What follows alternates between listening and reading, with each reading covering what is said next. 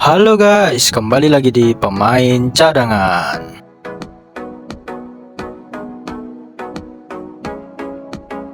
Buat emosi satu Indonesia, langsung gemetar setelah pertandingan. Wasit Korea minta maaf setelah lihat tayangan ulang. Laga Indonesia menghadapi Thailand panas, meski ini hanya laga uji coba. Namun, timnas Thailand menganggap ini adalah laga ulangan di final AFF kemarin. Sebab, terlihat dari starting line up yang diturunkan oleh timnas Thailand, semua pemain yang main di AFF kemarin dimainkan.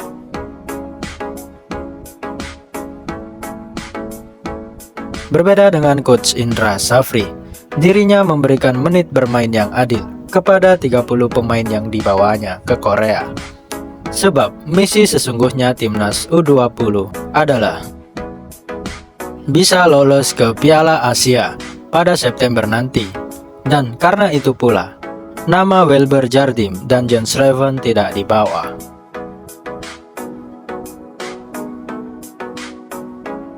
Pasukan Gajah Perang Muda langsung menyerbu lini pertahanan Indonesia sejak menit awal. Hal itu mampu membuat kepanikan tersendiri bagi anak asuh Indra Safri. Dong Stadium, Jumat 30 Agustus 2024. Indonesia sudah kebobolan pada menit ke-10. Blunder dari bek Indonesia, Rahmat Syawal, yang melakukan umpan di dalam kotak penalti, menghukum Indonesia. Chailon Tanadon bisa membobol gawang Indonesia dari jarak dekat, meneruskan umpan Tanawut Pocai. Usai merebut bola dari Rahmat Syawal, yang menggantikan peran Martial Hamza. Meski sepanjang laga, Indonesia mampu menguasai pertandingan dengan umpan-umpan pendek mereka. Namun, Indonesia harus mengakui keunggulan Thailand karena kesalahan dan hal tak diinginkan yang terjadi di babak pertama.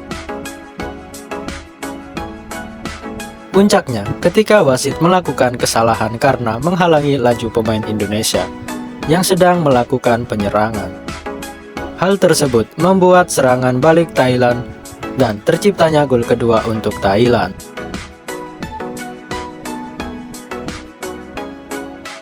Padahal, harusnya saat terjadi situasi seperti ini, wasit seharusnya melakukan jambol. Namun, di laga ini, wasit malah meneruskan pertandingan, dan Indonesia tak siap menghadapi serangan balik, dan juga akhirnya kebobolan oleh Thailand. Padahal Indonesia sedang gencar-gencarnya menyamakan kedudukan. Momen ini tentu membuat seluruh pemain Indonesia emosi dan langsung menyerbu wasit untuk tak mengesahkan gol yang dicetak oleh pemain Thailand. Karena ini mencoreng pertandingan yang fair play.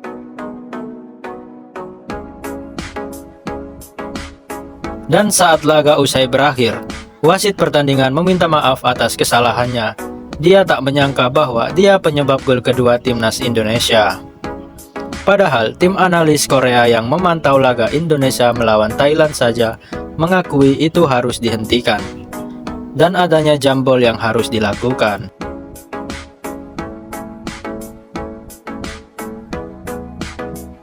Saya menyayangkan keputusan wasit kali ini. Meski ini hanya laga uji coba, namun seharusnya wasit Korea memberikan contoh yang baik kepada tamu undangan, ucap analis Korea yang sedang menyaksikan laga ini.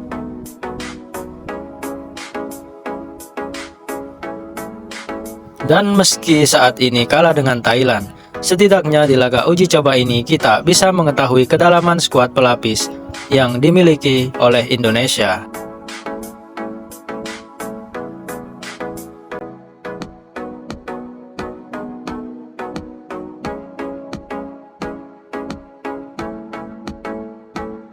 Perang bintang akan tersaji di putaran ketiga kualifikasi Piala Dunia Zona Asia. Tak terkecuali di grup C. Tapi, jika kalian beranggapan bahwa kita akan membahas lini depan, itu adalah salah besar. Yang menjadi pembahasan kali ini adalah pemain belakang. Jika kalian sadar, di grup C kualifikasi Piala Dunia 2026 terdapat banyak bek-bek tangguh kelas dunia. Penasaran siapa saja yang dimaksud? Mari kita simak selengkapnya.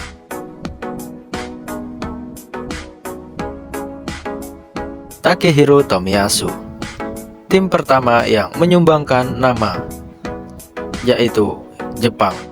Samurai biru punya segudang pemain belakang kelas dunia, tapi Moriyasu jadi salah satu nama yang layak masuk daftar kali ini.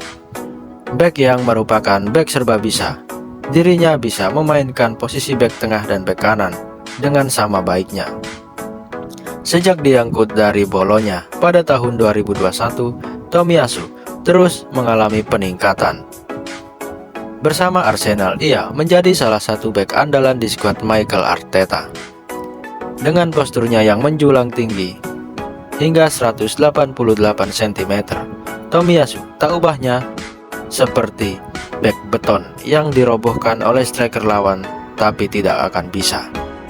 Tebasan dari kaki serta penjagaan yang menohok menjadi momok yang menakutkan bagi semua lawan-lawannya. Dan kini Tomiyasu siap membela timnas Jepang di putaran ketiga kualifikasi Piala Dunia 2026.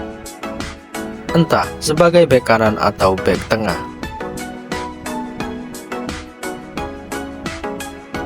Iko Itakura. Selain Tomiyasu, Itakura juga termasuk bek kelas dunia milik Jepang dan layak masuk daftar kali ini. Itakura sudah membangun karirnya di Eropa sejak 2019 lalu. Itakura direkrut dari Kawasaki Frontale. Sayangnya, meski dibeli The Citizen, ia belum merasakan tampil di skuad utama Manchester City. Dirinya lebih sering dipinjamkan ke era divisi dan Bundesliga, yaitu ke Groningen dan Schalke kala itu. Jadi klub yang ingin meminangnya. Tampil apik bersama Schalke, Itakura akhirnya menarik perhatian beberapa klub Bundesliga.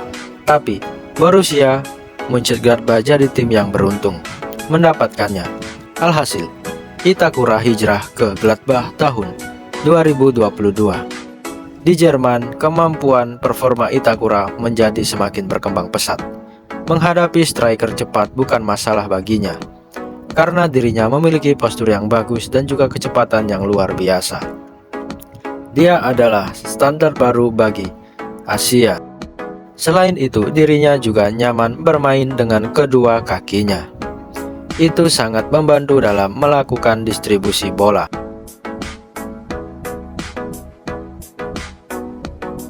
Jay Isis. Akan kurang apabila kita tidak membahas sosok Jay Isis. Dari segi postur, kualitas umpan, dan ketenangan, Bang Jay adalah yang terbaik di Indonesia saat ini. Maklum, Jay matang di Italia, negara yang dikenal melahirkan bek-bek kelas dunia seperti Paolo Maldini, Fabio Cannavaro, hingga Leonardo Bonucci. Bek tangguh berusia 24 tahun itu merupakan nyawa lini pertahanan timnas Indonesia saat ini. Jam terbangnya yang tinggi selama memperkuat Venezia membuat kualitasnya sudah tidak usah diragukan lagi. Terlebih dirinya mengemban peran vital saat Venezia mengamankan satu tiket promosi ke Serie A. Tak hanya sangar di jantung pertahanan, Bang Jay juga bisa menjelma menjadi tukang juru gedor yang sangat mematikan bagi bek-bek lawan. Dengan posturnya yang mencapai 190 cm, jelas akan merepotkan jika menjadi sasaran umpan dalam skema bola mati atau tendangan sudut. Selain Isis, sebelumnya masih ada Justin Hubner dan juga Rizky Ridho. Tapi dari segi pengalaman, kedua pemain itu di bawah Jay Isis. Ali Al-Bulai. Setelah Jay Isis, selanjutnya ada wakil Arab Saudi. Bermain untuk Al Hilal, memiliki pengalaman yang luar biasa dalam menghadapi striker-striker top karena Liga Arab Saudi kini dihuni oleh pemain-pemain yang dulunya berkiprah di Eropa. Di sisi lain, Bulai juga memiliki beberapa atribut yang patut dibanggakan. Beberapa atribut patut dibanggakan selain postur yang tinggi, kekar. Bulai juga memiliki kecepatan yang mampu mengimbangi striker-striker lawan. Tak cuma itu, atribut yang patut diwaspadai oleh tim-tim lawan adalah kemampuannya dalam memancing emosi lawan. Di Piala Dunia 2022, Al-Boulaye kerap memancing emosi bintang-bintang top Lionel Messi dan Robert Lewandowski. Sempat diganggu konsentrasinya oleh bek-bek yang satu ini. Bahkan ketika di Liga Arab Saudi, dirinya kerap berduel dengan Cristiano Ronaldo yang membela Al-Nassr. Kabarnya, saat menghadapi Indonesia nanti, Al-Boulaye mengincar Ragnar Oratmangun sebagai target. Thias Browning. Dari timnas Cina, Thias Browning jadi nama yang layak masuk di daftar center back tangguh di grup C, kualifikasi Piala Dunia zona Asia. Pemain yang memiliki nama Cina Jiang Guangtai ini merupakan pemain naturalisasi. Dirinya lahir dan besar di Inggris tapi memiliki darah Cina dari kakeknya yang berasal dari Guangzhou. Dirinya sudah membela tim Naga sejak tahun 2020. Sejak saat itu, dirinya telah menjadi bek andalan timnas China. Sebagian besar karirnya dihabiskan di Liga Inggris, mulai dari Everton Junior. Dirinya pernah memperkuat tim utama Everton, Wigan, Athletic, hingga Sunderland. Sebelum akhirnya pulang ke China dan membela Guangzhou Evergrande hingga sekarang. Dirinya juga punya pengalaman di timnas Inggris kelompok umur. Terakhir, Browning membela tim nasional Inggris U20 pada tahun 2014. Bek yang kini berusia 30 tahun itu jelas tak akan membiarkan pemain-pemain lawan membobol gawang China.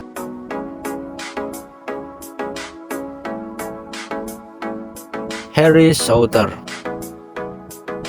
Australia juga mengirimkan dua nama di daftar kali ini. Yang pertama adalah Harry Souttar. The Socceroos berhasil clean sheet saat menghadapi Indonesia di Piala Asia kemarin berkat pemain belakang yang satu ini. Posturnya yang hampir 2 meter membuat jangkauan udara dan daratnya sangat bagus. Akan sangat sulit melewatinya dengan bola-bola udara. Pemain keturunan Skotlandia itu diketahui mulai memperkuat timnas Australia di tahun 2019. Tercatat, ia telah mengemas sebanyak 10 gol dari semua laga yang diikuti bersama timnas senior. Itu tandanya, Souttar cukup produktif untuk ukuran seorang pemain belakang. Pemain yang kini berseragam Sheffield United jelas jadi momok bagi lawan-lawannya.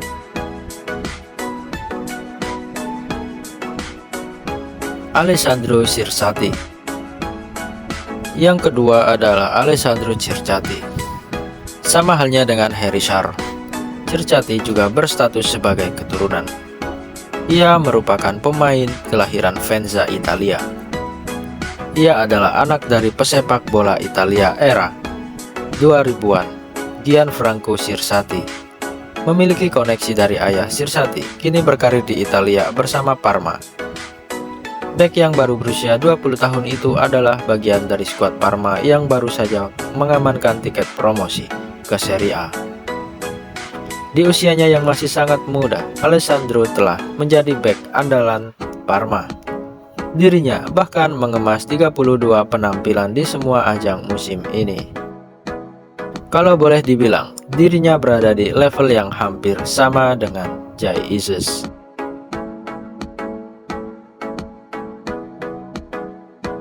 Dan yang terakhir ada bek senior Bahrain, Walid Al-Hayam. Bek yang sepanjang karirnya hanya bermain untuk Al-Muharraq itu diperkirakan bakal jadi palang pintu utama lini belakang Bahrain. Pemain yang dihormati di skuad asuhan Dragan Talajik, Walid bahkan mengembang tanggung jawab sebagai kapten tim nasional Bahrain saat ini. Pemilik 103 caps bersama timnas Bahrain ini memang bukan bek yang berkarir di Eropa, seperti kebanyakan pemain di daftar ini. Tapi, Walid adalah pemimpin sejati di lini bertahan. Jika bukan karena kepemimpinannya dan komunikasinya yang kuat, pertahanan Bahrain tak sesolid sekarang, dan mungkin tak akan pernah melangkah sejauh ini di kualifikasi Piala Dunia 2026.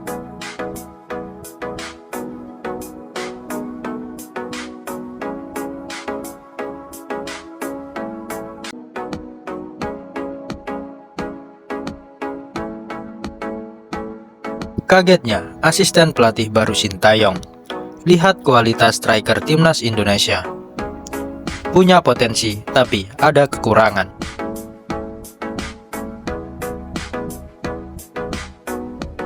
Asisten pelatih baru timnas Indonesia, Yeom Ki-hun, mengaku terkejut melihat kemampuan yang dimiliki para penyerang skuad Garuda.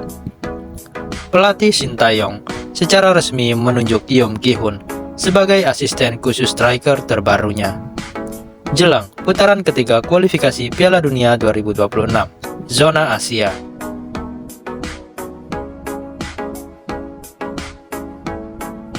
Mantan pemain Korea Selatan itu mengemban tugas dalam memoles Ramadan Sananta dan kolega supaya bisa menjelma menjadi predator mematikan di lini serang timnas Indonesia.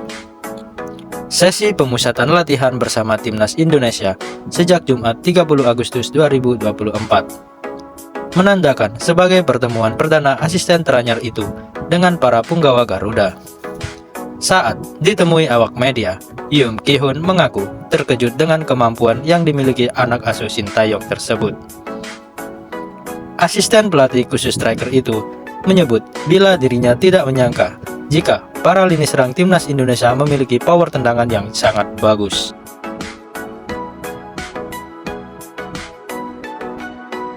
Jujur, menurut saya, tadinya saya pikir para striker timnas Indonesia kurang power, ujar Yeom Ki-hun di lapangan A Senayan Sabtu 31 Agustus 2024.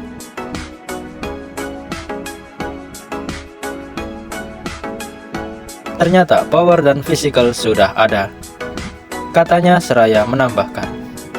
Kendati begitu, ia menjelaskan bahwa para striker timnas Indonesia masih memiliki kekurangan, salah satunya terkait keseimbangan tubuh. Yeom Ki-hun mengatakan bahwa kurangnya keseimbangan yang dimiliki para penyerang skuad Garuda membuat acap kali kehilangan bola. Tetapi mereka tidak tahu bagaimana cara memakainya, balance-nya yang agak kurang dan agak jelek, jelas Yeom Ki-hun. Jadi, sering kehilangan bola dan setelah terima bola juga, mereka tidak tahu cara, makanya sering hilang bola, lanjutnya. Meski begitu, asisten pelatih baru Sintayong itu mengaku jika sudah melakukan evaluasi selama 2 hari pemusatan latihan. Menurutnya, para penyerang skuad Garuda sudah memiliki sejumlah perubahan untuk menutupi kekurangannya tersebut. Tetapi, dari latihan 2 hari yang sudah dijalani, sudah ada perubahan, ucap Yeom Ki-hun, pelatih striker anyar Indonesia.